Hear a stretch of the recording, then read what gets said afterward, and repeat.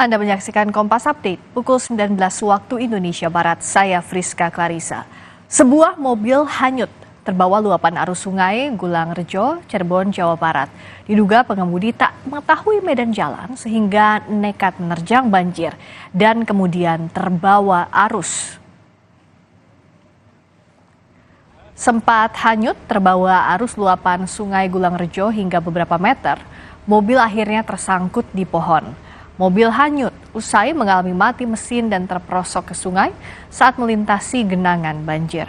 Menggunakan satu alat berat, personel TNI, Polri, dan warga berjibaku mengangkat badan mobil. Sopir dan penumpang mobil berhasil menyelamatkan diri.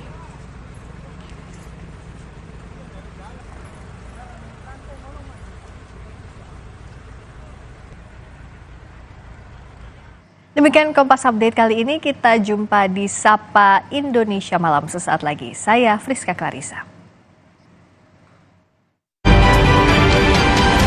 Kompas Update dipersembahkan oleh Prenagen.